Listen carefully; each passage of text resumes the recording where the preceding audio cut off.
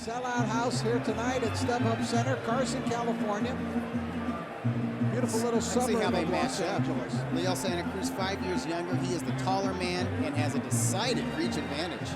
As that came out the referee's instructions, here we go, round one. Scheduled for 12, 122-pound title on the line.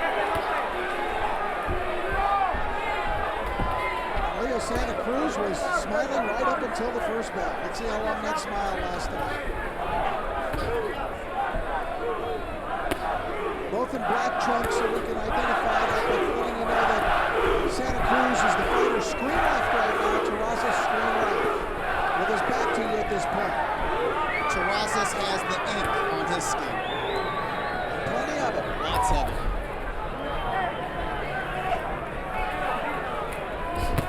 Overhand right, nice job by Terrazas. First significant punch of the fight. The right hand is probably Terrazas' best punch. He likes to deliver it overhand. He scored a knockdown against Fernando Montiel in 2011 with that shot. Santa Cruz coming forward and pushing Terrazas back and landing to the bottom. Of course, that's what Santa Cruz wants to do. Wants to back his opponent up, wants to set him up for body punches, gradually, systematically, wear his opponent down. That's what he's looked like to me in the fights that I've seen him, is that he's just a kind of a surgeon. He breaks them down bit by bit, and eventually they must succumb to his power and constant pressure. Good shot by Terrazas to the body coming from underneath. Now Cruz utilizing his jab for good advantage. This is with that right hand. And you like to see Cruz use his use his jab, because he is so tall for the weight class and he is so rangy.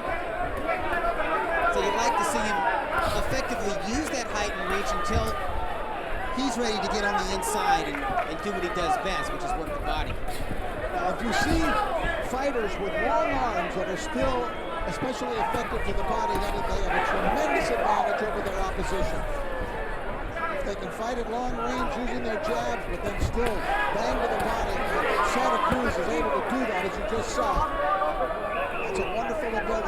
Cruz is using a little lateral mobility there, getting up on his toes. I think that's wise, and I think Terrazas is looking to create some space and just enough distance to where he can time when Santa Cruz comes in and try to pierce that high guard with uppercuts.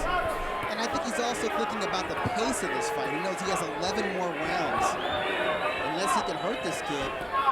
And he's really not, he's the kind of guy who can, he'll score knockdowns with mid-level opposition, but whenever he's stepped up to the world-class level, when he has won by very close decisions. His title-winning effort was a razor-thin split decision.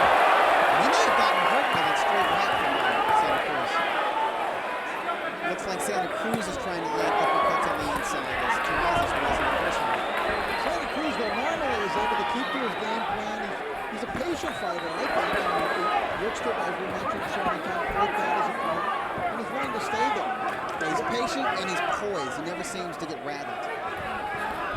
Nice overhand right by Leo, comes right back to the body attack, though. He rushed Terrazas after landing that right. Terrazas unloads his own left to the body. I'll tell you right now, I think Terrazas is fighting a little bit too much, too early in this fight, and he's standing flat-footed a little bit too much in this fight. I think you need to move a little bit against Leo Santa Cruz, at least in the early rounds. But the more you stay in range with Santa Cruz, you're going to get hit because he's such a volume puncher. Well, we'll see one thing. Terrazas said, I'll continue to strategize as the fight goes on. So he may feel that he has to adjust at some point, I think he needs to make adjustments now because he's being backed up and he's being hit with straight punches from mid-range and he's getting hit with body shots on the inside. I tell you, Santa Cruz's strength is really impressive.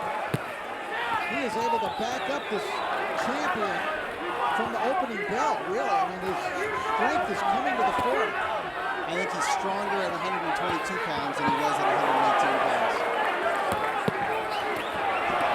Look at the face and look at the right eye of Victor Terrazas. It's already swelling up. I tell you, Santa Cruz is not satisfied with just throwing 1 or 2 punches at a time, and that is a terrible looking right eye right now. You know what? I'm wondering if the eye socket hasn't been damaged because it's swelling up so quickly. Brutal mouse underneath the eye, and it is really swollen, and that eye is going to shut tight, I would think. Rich, we have 20 seconds left in this fight, and I think Santa Cruz has already exceeded 100 punches.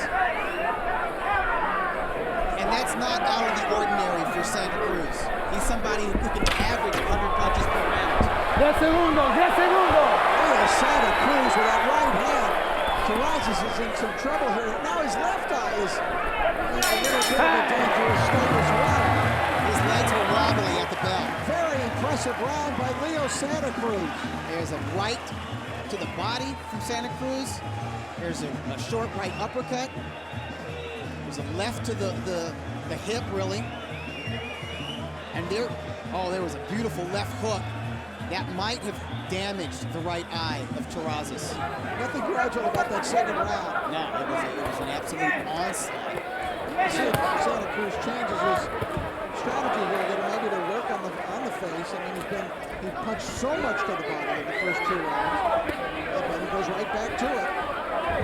I'm almost positive he exceeded 100 punches in that second. Left hook, Terrazas right down. Terrazas never saw it. You can bring that one in the eye. 7, 8, 9, he barely makes it up. Muy bien. Does he want to go on? Yes. Let's see what kind of a finisher young Leo Santa Cruz is. Santa Cruz with a right to the body. Terrazas in real trouble.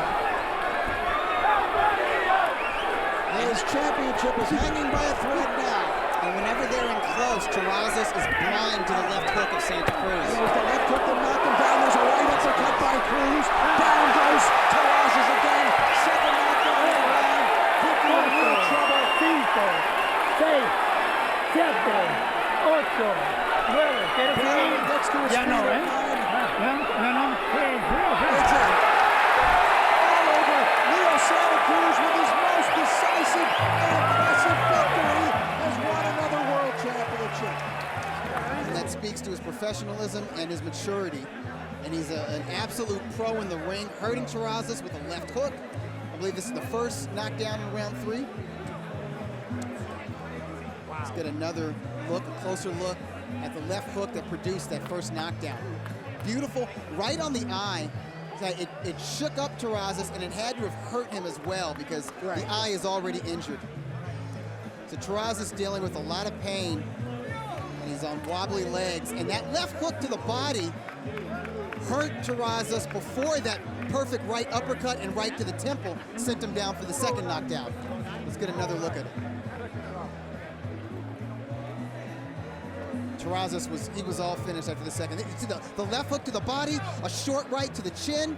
He got an angle to the side and nailed him to the temple with a short right cross. I got to tell you, I'm stunned by the performance this young man put on. There you see Terrazas thinking about it. Do I want to get up? I'm beaten. I know it. Yes. Do I want to get up? But bravely he does. And Lou Moret, I think, understood that. Lou asked him the question. Ladies and gentlemen, we have the time of 2 minutes, 9 seconds in round number 3. Our referee in charge, Dr. Lou Moret, stops the contest. He is the winner by way of knockout. He is the new WBC Super Bantamweight Champion of the World, Leo Terremoto Santa Cruz.